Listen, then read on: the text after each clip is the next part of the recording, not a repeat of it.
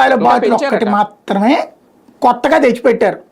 లేదు అంటే 2 రోజుల క్రితం కూడా వీళ్ళు రాసిందే ఇంకా పెరుగుతున్నాయి మద్యం. నేను అనే పాయింట్ ఏంటంటే 99 రూపాయలకి మద్యం బాటిల్ అనేది ఇంకొక కొత్త రకం పెట్టారు ఈ రెగ్యులర్ బాటిల్కి తోడు. అంతకంటే కాస్త క్వాంటిటీ తగ్గించి, క్వాలిటీ కాదు అనేది, క్వాంటిటీ తగ్గించి ఒక 99 రూపాయల బాటిల్ కూడా పెట్టారు.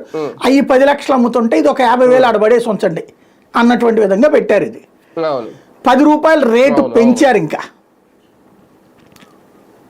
ఇక్కడ ఈ కోణంలో ఎక్కడ చూసినా సరే అవినీతి అనేది షాపు దగ్గర కనబడదు. ఎందుకు? టైంకి తెచ్చారు, టైంకి మూసారు. బెల్ట్ షాపులు లేవు. వాడెవడన్నా కొనుక్కుపోయి ఆడింటి దగ్గర అమ్ముకుంటే బెల్ట్ షాప్ అవి పట్టుకోవడానికి సబ్బు లాంటిది ఉంది అక్కడ. కాబట్టి అది ఇప్పుడు నడుస్తే అప్పుడు నడుస్తుంటే అది కామన్ థింగ్. మూడోది వచ్చేటప్పటికి ఏ రోజుకు ఆ రోజు లెక్క ఉంది. కంపెనీ నుంచి వచ్చిన సరుకు ఏంటి, షాప్ నుంచి వచ్చిన సరుకు ఏంటి, దీన్ని ఎట్ట పడితే అట్ట తీయడానికి వీలు ఉండదు. ఎక్కడ జరిగే అవకాశం ఉంటుంది? ప్రొడక్షన్ పాయింట్ దగ్గర ఉంటుంది. అంటే ఉత్పత్తి చేసే కంపెనీ వాడు 1,00,000 ఉత్పత్తి చేసిన తర్వాత అమ్ముతున్నాడు ప్రభుత్వానికి.